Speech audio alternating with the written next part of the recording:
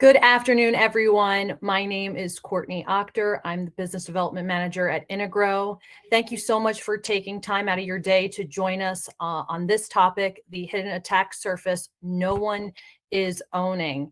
And in this session, we're going to, have Bob from IBM and Jim from intiGrow expose why AI to AI access is the next major identity challenge and why ignoring it will lead to unpredictable privilege escalation, agent-driven drift, and new breach pathways that traditional IAM cannot detect. I'd like to introduce our speakers. So we have Bob Kalka, the global lead at IBM Security, and we have Jim Skidmore, who's our vice president of the solutions group at intiGrow. So Bob, Jim, I'll let you both take it away. And if you have any questions, feel free to pop them in the chat and we will get to it at the end. Thanks so much. Cool. Thanks, Courtney. So, hey, everybody, welcome to this. I know we've picked a pretty juicy title for this thing, and it's juicy for a reason. So I lead security for IBM globally. I have been working on security here at IBM since 1994. So for 32 years, I've been doing security, and the one constant topic is my first job in security in 94 was Kerberos in the mainframe, and then I went to LDAP directory servers, if you remember what the 90s were like for those of you who were around back then. And so I've been working on identity and access management topics, many others, but that one has been constant for 32 years.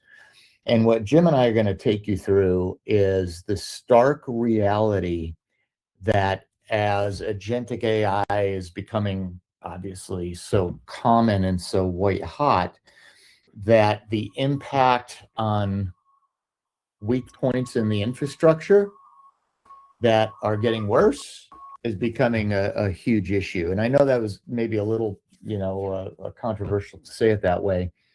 But when Courtney said traditional IAM, it means, of course, human IAM. Everybody's got, at least one, if not multiple IDPs for human IAM. And most shops I talk to will say, yeah, we're doing pretty good on that. But the fact is, before agentic and non-human identities became a topic, 80%, we reached the point that 80% of all attacks were involving identities. So clearly we're doing okay, but not great on that side. But what agentic has done is it's not only changed the playing field, but it's completely changed the acceleration of what's going on out there. Right? In the human IAM world, you worry about, do we have set processes that when someone, joiner, mover, leaver, right? Over the course of someone's career, whether it's, a year career or a 37-year career, joiner, mover, leaver. Just imagine if you took that joiner, mover, leaver for someone who spends, say, 10 years with your organization and implement that a couple times a second with agents. Because that's kind of what the acceleration is going. So what Jim and I are going to show you is what's emerged as the best practices for doing this.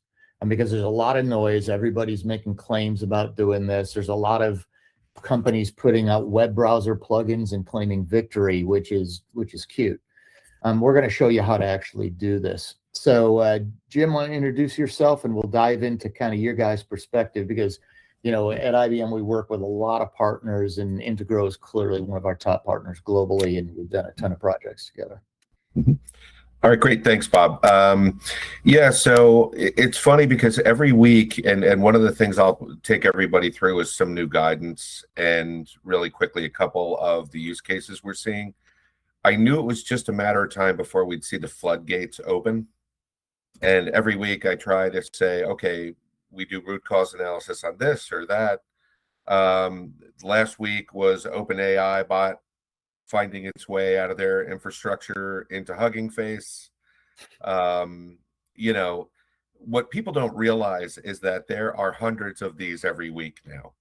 We literally analyze these, and the floodgates, I think we all knew it was just a matter of time till we were going to start seeing some supreme challenges on this side.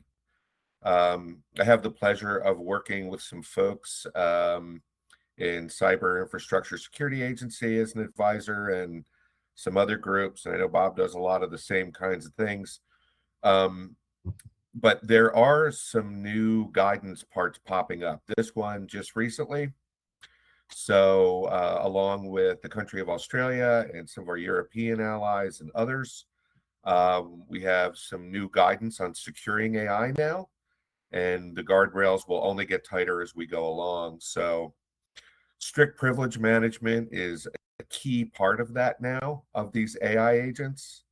And the lapses, from any kind of unmanaged or poorly concepted agent can, have already had, catastrophic consequences. So some of the recommended best practices, I could put 10 pages out on this, but really limit the privileges of AI agents. And as Bob started to go down the IAM role situation, restrict the scope of these privileges. And we need to do that not only for pure security reasons, but we're still having to produce log events associated with human identities in order for compliance to be met in Gramm-Leach-Bliley, in HIPAA, in Sarbanes-Oxley, in FERC, in so many other areas. So, the goal that we've been talking about for the last 20 years of zero trust, or trying to minimize privilege or least privilege, continues, and it will never end, I don't think. So agent reputation and trust scoring has become extremely important. So the IAM teams and the SOC are now really starting to merge together. And Bob will talk a little about identity protection principles as well after this. We're also looking at items like just-in-time credentials and credential cycling, and not just credentials, but let's just say any secret. And we'll drill into that a little bit too when we talk about how to vault those things. We also want to re-verify the API identity that's calling against an agent group. So it's almost 2FA now for that requirement. And authenticate agents with newly produced cryptographic proofs. So in order to really stay safe, even if something gets rogue, there are ways we can corral that, and we'll show you how. And obviously signed certs are critical to this. And we'll be able to do integrity checks along the line. So the good news is as Bob walks through, and by the way, attestation, which we do with humans anyway, but also making sure the cryptography associated with a human can do attestation, or what we call access recertification, to meet the compliance requirements. So the good news is, IBM, who was recently named at the top of the Gartner quadrant for, identity, really AI governance, has kind of a way to deal with all of these items. So we could probably move on to the next one. So really, a couple things we wanted to just show you real quickly. When I say that these things are real, they are real. There are multi-million-dollar lawsuits where the judgment has already occurred. People are already paying based on these rogue agents, bots, other items that are really going crazy now. One recent case, and this is public domain, so you can read about this. Air Canada deployed an AI chatbot to handle customer inquiries. It actually sought to create a refund policy and was successful autonomously without the knowledge of any of the operators, admins, or others. Provided incorrect personal account guidance. This was not a breach. This was not something that was changed by an external force.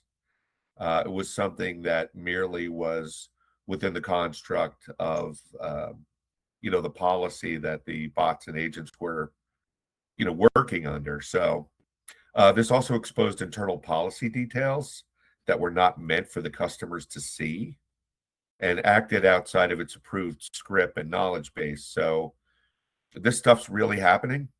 This case went to court already. The customer relied on the AI's agent's invented refund policy and booked travel, as any of us probably would, and was later denied the refund. It's pretty hard if your local carrier says they're giving you a refund and then denies it, right? Well, no human was aware of this at the time. So the court ended up ruling that in this case, the agent is responsible for the actions and statements of the company. And we are now treating agents officially, and there is legal precedence for this, that they are liable for outcomes of this type. So we have seen now that these are legally binding. We already talked about this, but we've actually seen millions of dollars in attestation now going through this. Other major ones, if you're familiar, in the last 3, 4, 5, up to say 8 years or so, have been occurring on a very regular basis for those who are really watching. Meta autonomously had various issues. Microsoft, you can look these up. I won't go into all of them. UK law enforcement, and that actually extended into other parts of Europe.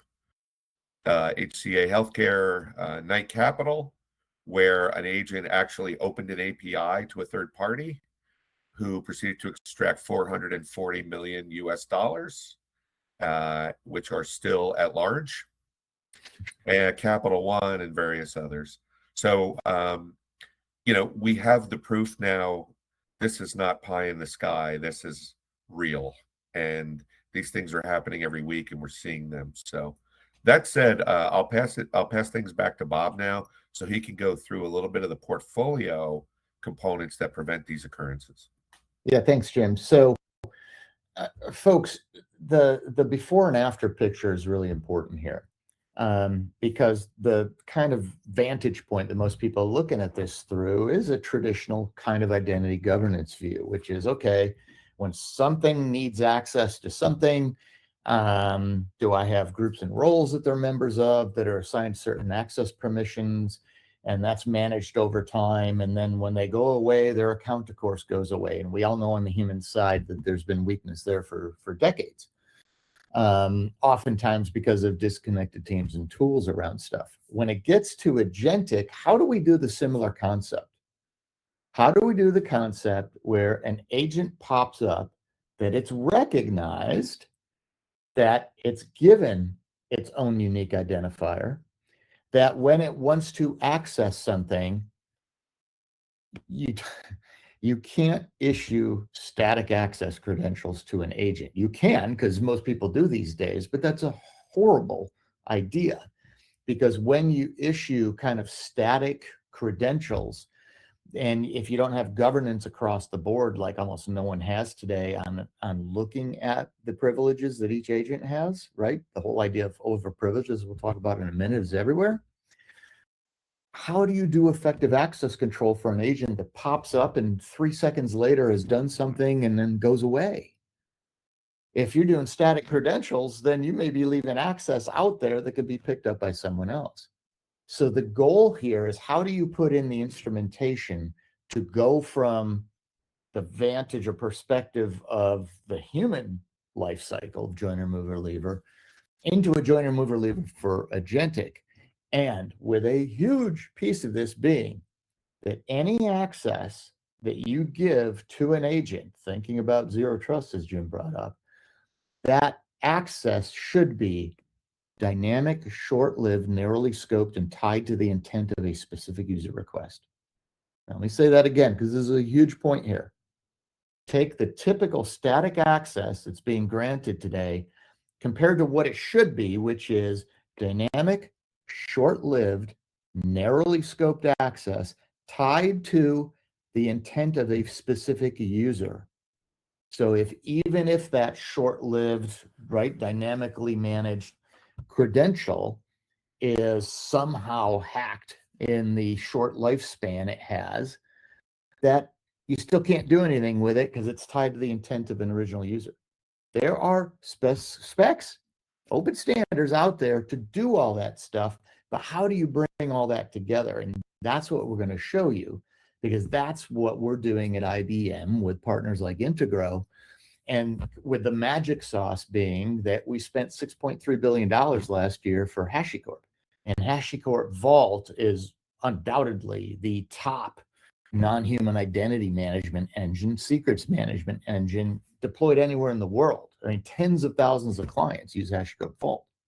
So the combination of the identity investments we've been making for the last really 25 years, combined with what HashiCorp brings to us, combined with the wisdom of applying it that folks like intiGrow bring to the table, this changed the picture. All right, so let me show you what that means very specifically.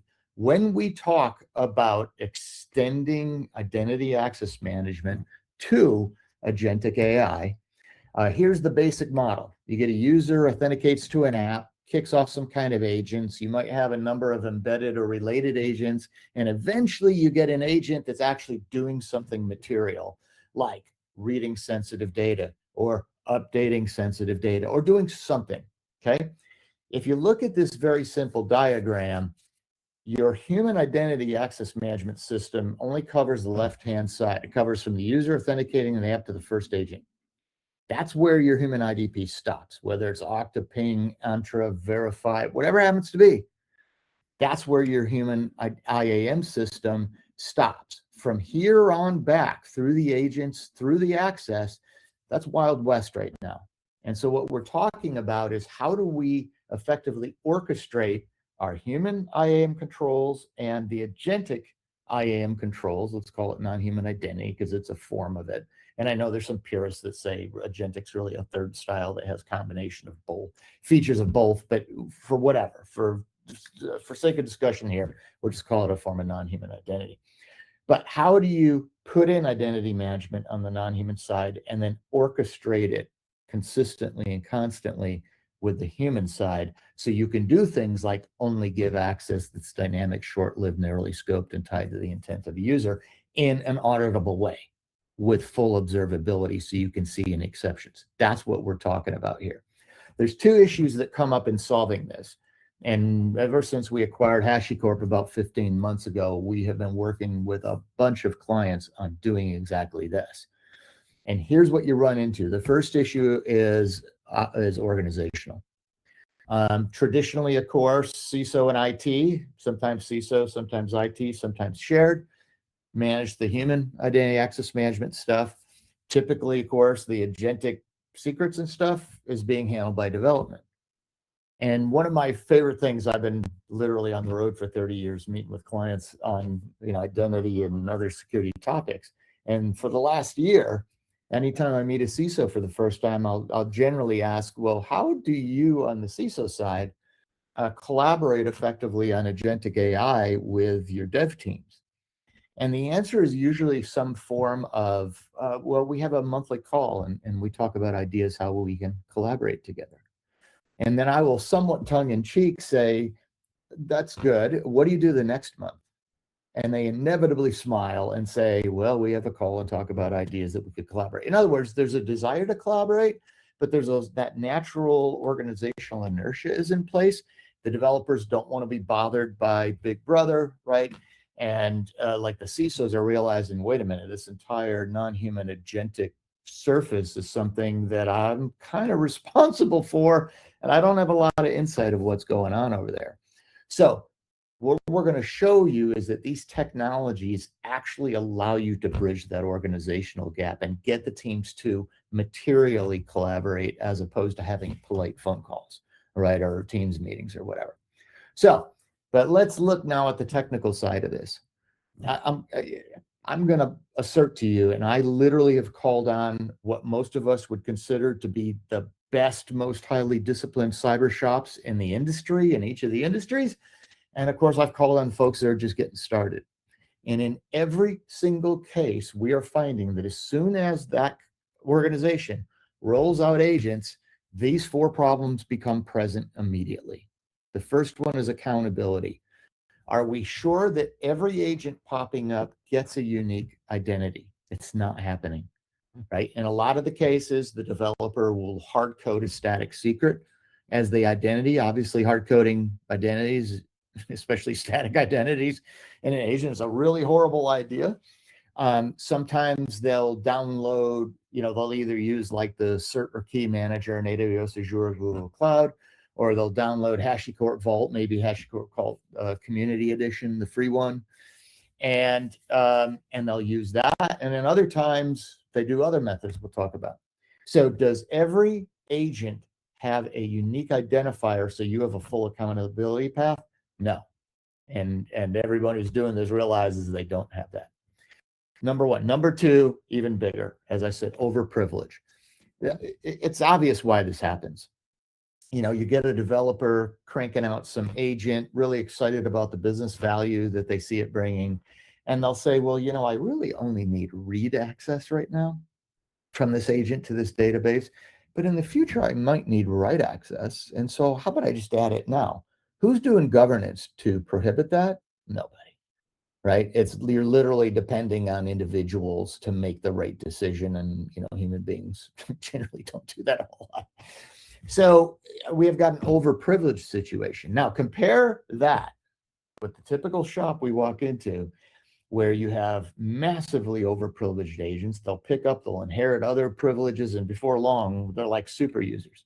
Compared to what I explained a few minutes ago, that the access, the privileges for each agent should be dynamic, narrowly scoped, right? Limited time, and tied to the intent of a specific user, versus overprivileged for all to use. That's the transformation that has to take place. So doing that, we're going to show you how we do that. Third, delegation impersonation. What we're seeing is this interesting trend where the developers say, well, I know I need to get an identity here, but I really don't want to deal with this stuff. So I'm just going to take on the identity of the human who kicked off that led us to this point, which at least you have attribution to the user intent, but you now don't have an audit path on what that agent is doing because it looks like it's the user. And then finally, the one that stops everybody in their tracks is the last mile.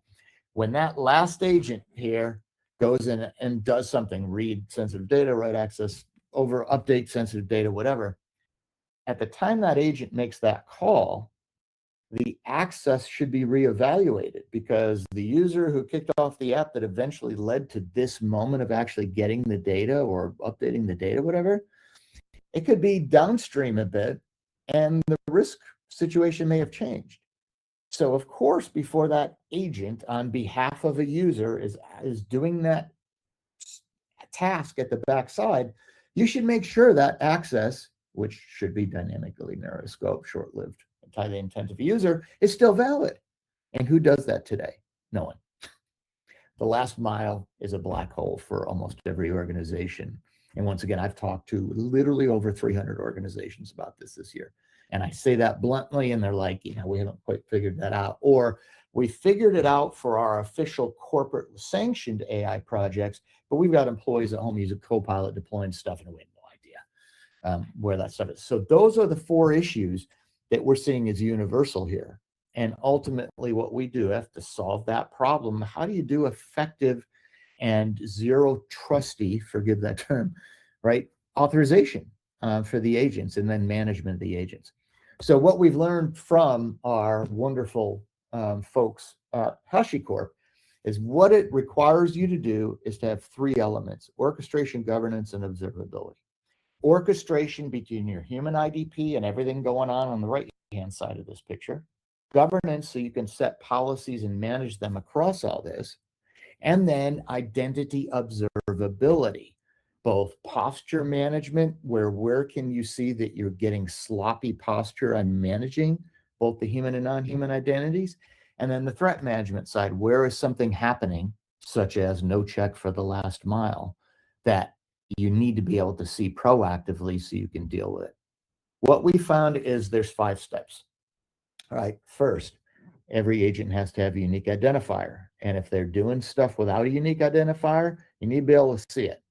Secondly, you've got to go to least privilege, right?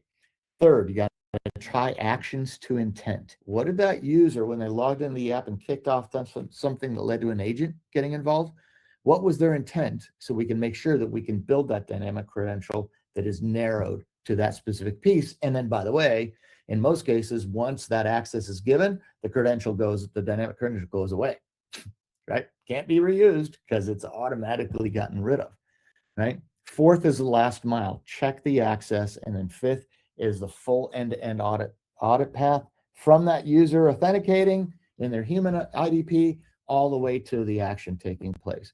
Those are the 5 steps you have to have. To do that, you need orchestration, governance, and observability. As we're going to show you that we do that through IBM HashiCorp Vault on the left side. We use the IBM Verify IDP on the left side. Sorry, Hashi's on the right side, and Vault on the right side, and Verify's on the left side. And then something we call VIP, which is Verify Identity Protection, which is a new AI-based identity observability tool that we have. And I'm going to show that to you because it's just incredible. It's a great place to start because it shows you where you have problems specifically in your environment already. Now, and let me be very clear, IBM is known as a company that focuses on hybrid cloud and AI. So the way we've built this is in a very hybrid way, meaning that if you use Okta, Entra, Ping, ForgeRock, whatever, everything I'm showing you works. It doesn't require the IBM Verify IDP. It certainly works with that, and it's optimized for that, but it works with any IDP out there. And if you're also using other secrets managers, it works with that because we're doing this based on standards. So I'm going to show you what we mean by that. So let's get into it a little bit. So the first piece is, how do you do that orchestration between your human IDP, whether it's Verify or one of its competitors, and HashiCorp Vault? The human IDP is doing, of course, the human authentication.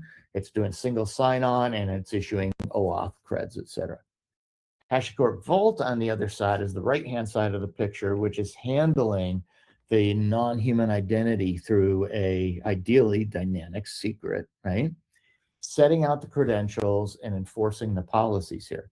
Between them, you have a token exchange process that takes the identity of the agent, the identity of the authenticated human user, and goes through a token exchange, right? Typically, you'll use like Spiffy, for example, for the agent, and then obviously use like an OAuth assertion for the human, and you go through a token exchange, which kicks out a dynamic, short-lived, narrowly scoped, tied to the intent of the user credential, which is then used for the thing.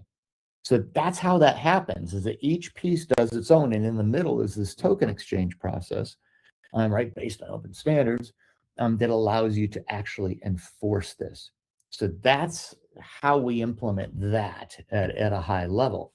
And so we've got a lot of diagrams for you. I'm only going to show you this one just to show you that we've got it down to a science of how you use the standards, and then your human IDP, and then HashiCorp Vault, and then whatever you're using for orchestration on the AI side. I'm, of course, going to talk about watsonx Orchestrate and watsonx Governance, but it works with other engines as well. So we have got the flows down that show how all these pieces interface with each other to actually implement this concept of every time you're going to get access, you do the token exchange, you get the narrowly scoped, right, dynamic, tie the intent of user, and then the management of it out. And so we'd be happy to sit down with any of you and walk through this in gory detail, because we've been doing a lot of that recently, as you can imagine. All right, so that's the flow of how these things all work together here. What I want to do now is turn to the observability piece, because what we're seeing is, to quote a dear friend of mine who was a CISO at Vodafone for a long time, she said, if you can't see it, you can't secure it.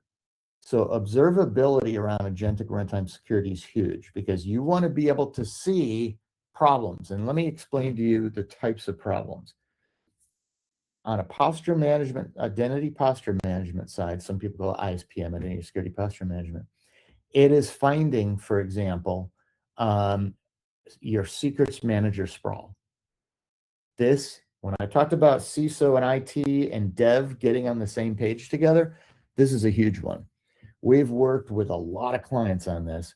And what we're finding is when we walk into a shop and we do through our observability tool here, VIP, we'll typically find 20 to 30 or more secrets managers being used by the dev teams.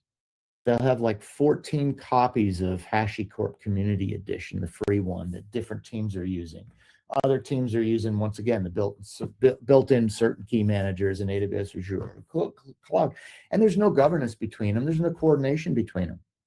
And so CISOs look at this and go, this doesn't make any sense. If I want to have a true audit path around this, how about we set up a single secrets manager that the dev teams can use? And by the way, the number one for that is, of course, HashiCorp Vault Enterprise Edition. And I'll do that on behalf of those folks. And I've been in the meetings when the dev team, CISO, and IT can all see all those secrets managers. Everybody goes, yeah, that doesn't make a lot of sense. And then when you centralize it, that observability capability allows you to see if you have, dev teams that go off the reservation and start downloading their own stuff again. So you can keep track to make sure you have auditable centralized secrets management for these non-human identities, including the agents.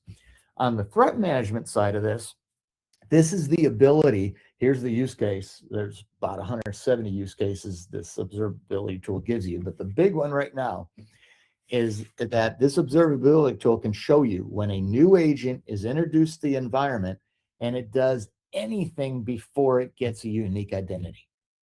Just think of having that capability, because we have it now. That someone goes home, issues this thing, Copilot deploys it, and you'll see that there's a new agent that's been deployed. And if it does anything other than go to something like HashiCorp Vault to get its unique identifier, its unique identity, it flags it for you and shows it to you. The way this magic happens is that this VIP tool that we have, Verified Identity Protection, essentially it's an identity access graph. It kind of tracks everything. And so when you find an exception, it could take you back to the initial thing that led to the problem start to develop. It also has continual analysis of what's happening, and then allows you to kick off mitigations. So we're going to help you discover every agent that's out there. We're going to watch what it's doing, and we're going to call it out when it doesn't have a unique identity, and we're going to call it out when it's doing something that doesn't look right, because there literally is an AI agent behind VIP that's been trained, by the way, for 5 years now on both human and non-human identities of what's good activity and what is sketchy activity for both human and non-human identities. So we watch the behavior, and I'm going to show it to you. I'm going to take the chance of bringing up a live demo and showing it to you here in a second. And so, as I said, there's literally about 170 different things it checks, but the big ones for the agentic runtime case is finding your secrets manager sprawl, and then finding agents that aren't getting unique identifier and doing more than they should be. So I'm going to take a great risk here, Jim, and I'm going to bring up my browser and see if I can show you guys a live demo of that in action. And always sketchy, but yeah, well worth it. Let's see if this thing will load for me. Sure. So what I'm going to show you is both of those use cases. I hope that I'm going to show you both of those use cases of seeing the secrets manager sprawl, as well as showing an agent popping up that isn't getting an identity. The fact that it's taking so long is bothersome. My home internet's out, so I'm going through my phone right now. So we'll see if it comes up. This is not promising that it's taking this long. This is kind of weird, man.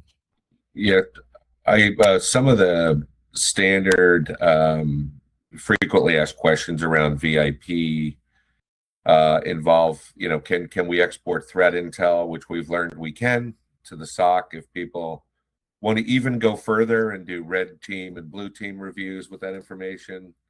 And there's a level of observability, I would say, that we have never seen before internally here, other than kind of Microsoft's own ability to kind of see its own assets.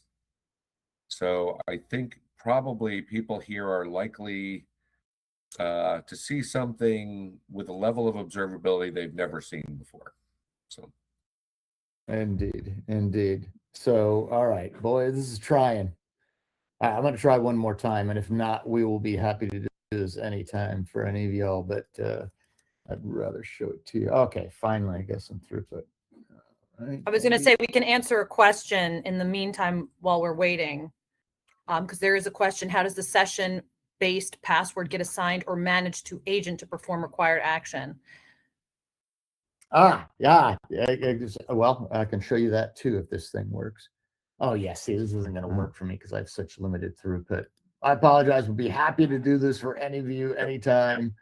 I should have thought about that since I know I'm on an extremely restrained thing. Let me answer that question. So what happens is you get the human session, and then when that agent wants to do something, right, to get the access token it needs, is you're going to take, probably an OAuth assertion from the user. You're going to take typically a SPIFFE or a SPIRE from the agent for its identity, and you're going to send it through this token exchange process that I mentioned. That what it'll do is it'll build that dynamic credential with the short-lived and all that stuff, and it is that authorization, basically assertion, that is used in HashiCorp Vault to unlock the actual, for example, login or authentication activity into the backend resource. So you get this dynamic credential, you then use that to unlock the actual credential that's stored inside of something that doesn't have to be HashiCorp Vault, but that's typically what people use. And then you go do the access. That's the overall process here of what takes place in that. There you go. And once again, I apologize I couldn't show the demo, but I'll be happy to show any or all of you the extended demo when my internet's back up this afternoon. So, and the way that VIP does that observability is it pulls in all your net flows, cloud flows, endpoint flows, and all your identity activities. And once again, there's an AI engine. It just hit the 5-year mark of learning about what's good and not so good in this. And that's what allows us to constantly watching it. Now, some of you are probably thinking, yeah, but boy, that's an awful lot of data to be pulling in. So what a lot of people using VIP are doing is that they've spent years culling out the less important cloud flows and network flows to pour into their SIM, like whether it's Splunk, QRadar, or something like that. And so VIP can pull the data either from the network and from the cloud, egress points and stuff, or it can just pull it from Splunk or your SIM. Because if you've already done that work and you're confident that that shows you enough. So a lot of flexibility, but you pull all that together and it shows you this stuff, which is very interesting. So here's kind of an end-to-end view of it, is that we pull in all these different sources. And once again, the uniqueness of this versus like a UBA tool and a SIM tool, right? Because UBA has been out there for 10 years, but it doesn't really work that well. Is what's different about this is that we're pulling in all the identity activities and comparing against the actual flows. And then we've got playbooks, what to do. We've got automations to kick off remediations automatically. And this ability, once again, to see the secrets manager sprawl, as well as when a new agent pops up and tries to do something like get an identity or goes over its authorization rules capabilities. That's powerful. I keep using those two examples because the topic today is agentic runtime security, but to give you a couple other examples to show you how broad VIP can detect identity observability issues, is that on the human side, it can also do things like what we find in every shop we walk into is shadow directories, right? You get a LDAP directory that was set up 3 years ago for a project that ended 2 years ago, and it was supposed to be taken down, and you still have 53 people authenticating against it every day, and IT has no idea, right? So VIP finds that. And on the threat management side of things, the most common issue we see on the human side of this is bypassing MFA. All the time we get this. We'll say, hey, any user in this, say, role getting access to any one of these sensitive apps, the way we've architected our systems, they have to use MFA, and there's no way they can go around it. You sure? Because we find constantly, you find, well, if these 6 exceptions are present, it actually bypasses the MFA engine. And we see it because we see the user accessing the app and the MFA engine never gets invoked. And we flag it for you right then. We say, hey, we're seeing an MFA bypass going on for these 20 users to that sensitive application. I'm just sharing that with you to see the breadth of both the posture management and the identity threat management. is far beyond the agentic case, but the agentic case is what we're talking about today. So that's why I focused there. So that's kind of what we're all about. How do you start securing beyond, web browser plugins and stuff? How do you provide end-to-end, fully auditable, agentic runtime security identity management? The way you do it is you orchestrate between your human IDP and the backend, right? And then I focused on HashiCorp Vault, of course, because that's the most commonly used one out there. And the way you get those things to orchestrate together is you put in things like the RAR, rich authorization request spec that's out there. The concept of OBO, on behalf of, right? The ability to say a user wants to get access to something. So now I'm going to kick off an agent that is acting on behalf of that authenticated user. And then I'm going to use rich authorization requests to say, and what do I want to allow them to do? And as I've said 10 times, but I'm going to keep saying, because it's literally the key here, of how do I then use a token exchange process to issue a dynamic, short-lived, narrowly scoped, tied to the intent of a user authorization capability. So essentially an agentic authorization server is what we're really talking about. And then that authorization is then used to unlock the credential needed to get the backend system, with every step along the way fully auditable and with the identity observability present to look when things are getting off kilter, right, in real time. That's what we're able to do here with a combination of IBM Verify, HashiCorp Vault, and Verify Identity Protection. And as I've already said a couple of times, if you don't have Verify, but you got Okta, Ping, ForgeRock, Entra, it works with all of those.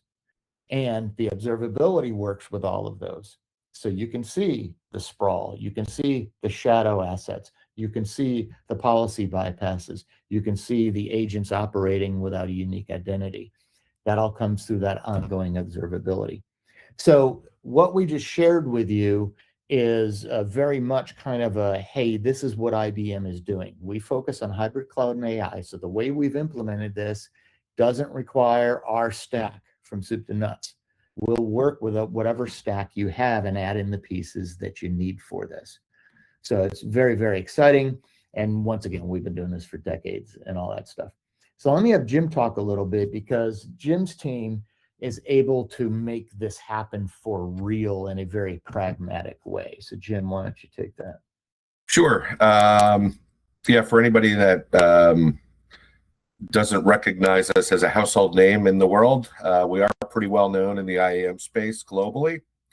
So there are some complementary, what we call maturity assessments that we do, which help people get on the path to some of the discussions that Bob was talking about. Everybody we meet, in a perfect world, they would be provisioning these privileged users from something like a containerized version of Verify, right, for safety. Probably joiner, mover, leaver model, provisioning them into HashiVault so that they can be ultra safe and then observe the whole thing from the sideline. The truth is, most people aren't that way today, right? Most people we see, as Bob mentioned, are very hybrid. There's kind of an overuse sometimes, I think, of some of the Microsoft assets, quite frankly, from my perspective. And so we help them to gain an understanding of, what right looks like. So if people are looking at SIMSOAR, as Bob was talking about, SOC readiness, that's something we can help with. People use these tools for different reasons, as Bob was alluding to earlier, sometimes for threat intelligence, sometimes to create a model for sending that threat intel back to the SOC, or even a tip if you have one, a threat intelligence platform. But this is one area that we help people kind of get started with. Also to help them on the compliance side there, to help them understand if they are aggregating data, especially log event data, to create reports, we're certainly able to help them understand how to best do that. I think what's key, if you look at the second bullet here, what Bob was just referring to, and unfortunately we had a little bit of a glitch there, but we can come show you what your security posture looks like. And intiGrow and IBM together can come do that. It's pretty easy, can be done remotely. We only need access to an item or two in order to give you a level of observability that will probably surprise you a little bit. And also to help you identify, even in whatever that footprint we're looking at is, the shadow activity that occurs in there, as Bob was alluding to earlier. We see that in larger companies all the time. People have AD forests that are still sort of unaccounted for. They have all kinds of things, but you don't really want to get rid of it if you're not sure if it's still valuable or not, right? And most people haven't been at a company for 40 years, so they don't know, some of the assets that are in the back end. Obviously, part of this can lead to understanding more about your compliance requirement or how to automate that process. So from an identity or data perspective, we can help you kind of understand, maybe how to simplify that process. We have been doing some of these assessments around zero trust maturity, or really what I like to call least privilege, because sometimes people can't get all the way to zero, but they can greatly simplify the amount of privilege sprawl that's out there. So we'll take the wins along the way. Obviously, overall security posture and policy, people aren't necessarily making wholesale changes, but we can certainly talk about that.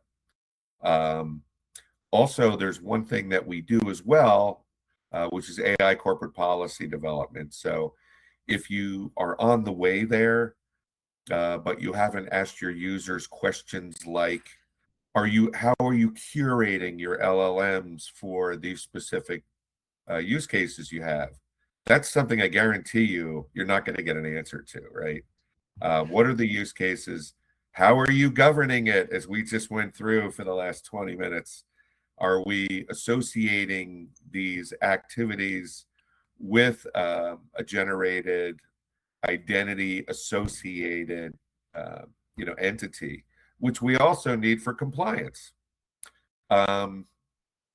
So policy development is something that organizations are kind of slowly adopting a little, but most people don't know. And I learned from a call with the CISO of kind of a legal firm, large legal firm, that they kind of said, yeah, well, we're addressing that. And then we got on a call with one of their developers who had an unlicensed copy of Jupyter on his machine that he was doing a lot of the development with, within the firm, had access to all plaintiff data, all defendant data, everything in the same fell swoop. And we kind of went, you realize the size of the class action suit you could face if anybody knew you had access to both sides of this from one place?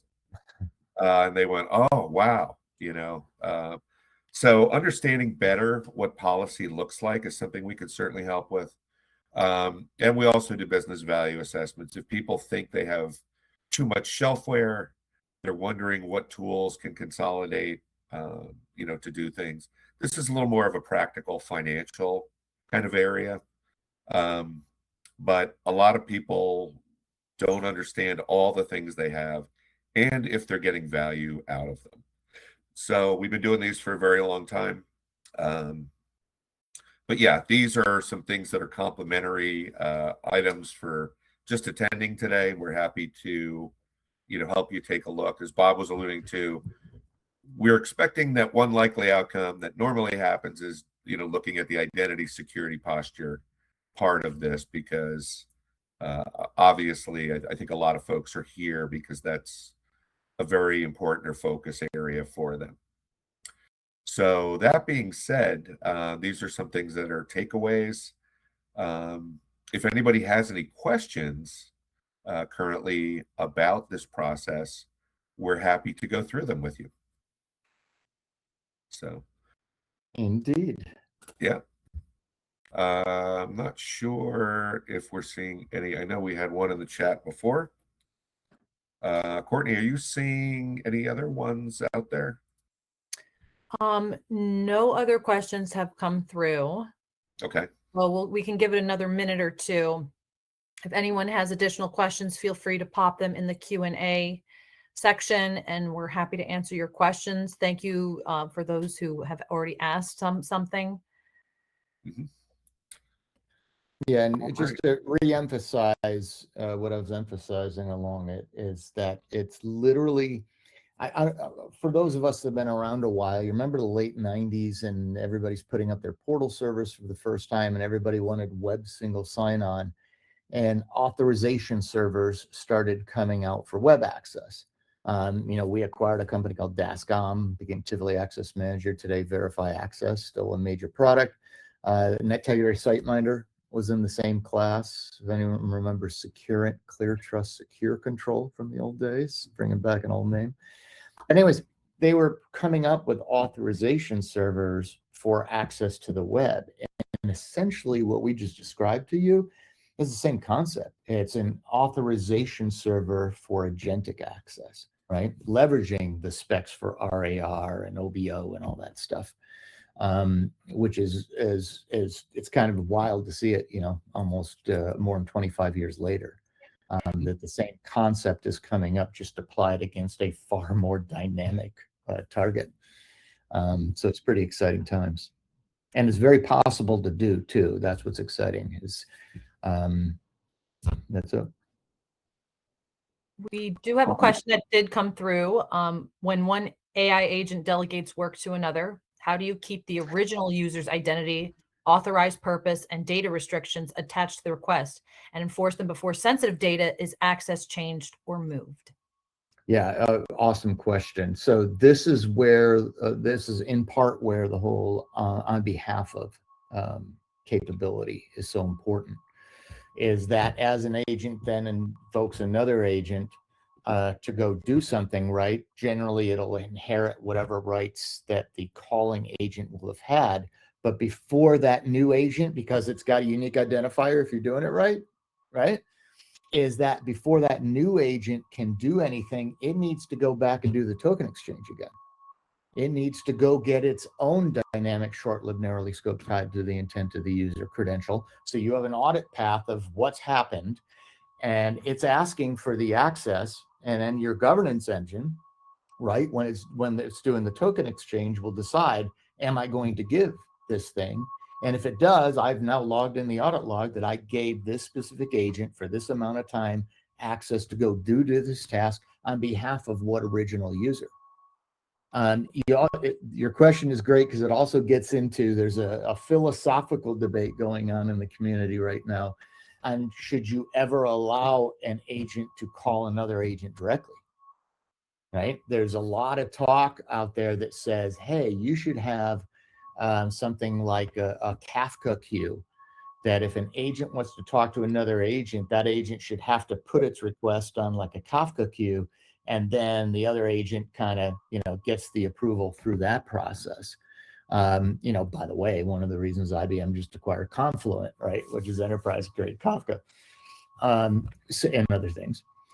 But so the way you do that is by consistently adhering to that process of having to get a specific dynamic credential for every access, and then with the audit path of on behalf of who are you doing it for. That's how you make it scalable and repeatable.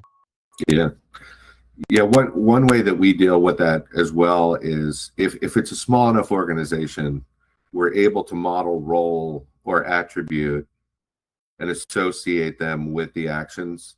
The problem is, as Bob alluded to earlier, the AI actions continue to grow. So eventually you're going to have to go back and do re-role modeling probably, or even AD attribute redevelopment over the course of time, if you have enough AI use cases that continually grow and sort of confound the role model over time. So yeah, and it's so easy. I mean, I don't know about you, I've been conditioned for 30 years to think of the sort of timelines on the human side, like I opened this thing up with, and Yeah. and these are agents that are popping up and disappearing every second. Yeah. Like, so it has to be scalable, and it has to be, with a governance policy around it. So when it goes and calls another agent, and then you go get the access and stuff, it's fully audited.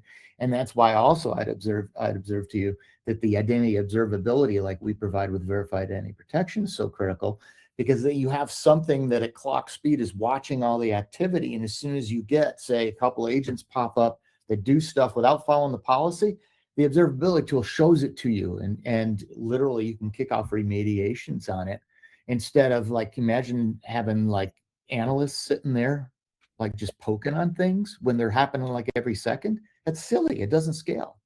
That's why we need this automation. Mhm. So we have a couple more questions that came in regards to AI governance. Have we seen that it is now part of government auditing bodies' requirements, or is it still internal to organizations? Yeah. Ooh, Jim, that's yours. I can take that one. So the problem that we have with CISA, or if you're a member of your ISACs, and the ISACs are growing down now. We were talking about that yesterday. There's more state funding if you're in the US and you're in a specific area. I could go on for a long time about that, but the net is CISA will continue to provide guidance, like I showed you in the beginning of this presentation. It's difficult, short of us saying, and I have actually said this in a meeting before, should we even prescribe a federal tax ID number to an organization until they meet a minimum security policy requirement, right? But it is, free enterprise. People have the opportunity to kind of do whatever they want. Some do it very intelligently, some probably not as much. But we are looking at changing those requirements. The challenge is, in all of the audit bodies, and they'll usually adopt each other's stuff, right? If you look at FERC, if you look at Graham Leach Bliley and financial services, if you look at even Sarbanes-Oxley for public orgs, if we look at HIPAA, at GLBA, we call financial HIPAA, they all have the same attributes, right? One is identity level traceability. So we'll have to go and see what the associative aspects of that are. And since SOX sort of, decided at the Fed level that this is going to be an issue for people, since people cannot lose, for fraud reasons and theft reasons, cannot lose track of where that identity is coming from. But CISA guidelines, and I could probably repopulate that slide up if you'd like to see it again, has best practices for this. It's very difficult for us to say you must do this, but we can say you really should. And over the course of time now that people have seen so much abuse, and it's only going to get way worse. And I'm not even going to talk about quantum powered AI or all the fun we have in front of us here. But at the end of the day, CISA does have guidelines, and other bodies do have guidelines. They just have not yet separated from identity level traceability. So the audit controls are still currently the same, and we see that being the same for the foreseeable future, because in the CISA realm, I can tell you, we say the company's got to change, not the guidance. So if you're going too crazy, and for some people that don't really care about that level of association, they're going to get fined, right? If you look at how we do things now, but yet, to Bob's point earlier, they're still doing it at 100 miles an hour, right? And there are so many more AI activities that are growing all the time. But that governance is still in place, and it is associated with identities in all of these cases. And I can tell you those people don't want to change that foundation, because then we're going to have ever-loving chaos on our hands. So the question becomes, how do we create tools that create that one-to-many capability, but still associative back to the identity? I hope. I'm not sure who asked the question, but hopefully that answers it somewhat. Awesome. Thanks, Jim. And this is our last and final one. And, we hope you stick around for the answer to this one. Does IBM use a structured client assessment to map AI agents, delegated identities, authorized purpose, permissions, sensitive data access, and runtime controls? If so, does the client receive a maturity score and prioritized remediation roadmap? Oh, that's beautiful. The answer is yes, but so does intiGrow. Yeah. So as Jim was sharing with you, we've done a lot of projects with Jim and Courtney and their team on doing that exact thing. Because that's a soup to nuts version of the assessment, but we absolutely do that. Okay. Yeah, that's a mouthful. Whew, that was a good one. Write that one down. So that maturity score, normally you're going to find through any of your kind of network level assessments. I think people probably already have that to a degree, but yeah, we're happy to kind of let people know where they are, because this is really a discussion that's partly manual, partly automated, with many different components to it. But yeah, we're happy to discuss that with anybody. I would mention that we are partners from a services perspective at times too. So we're able to work alongside our partners at IBM Expert Labs. We also are able to do that in other areas. So, but yeah. Okay, cool. All right. Well, thanks everybody for joining, and feel free to get in touch. I'm bkalka@us.ibm.com. And I assume we're going to post contact info. So yeah, Courtney, I guess we'll probably send a thank you. We'll be sending a follow-up note to everybody with the recording, but if you'd like to see the demo that Bob promised, we would love to connect with you and set up time so you can see this amazing demo. Thank you for joining us. Well, with your data. So really a posture assessment. So yeah. Yes. Thanks, everybody. Alrighty, thanks.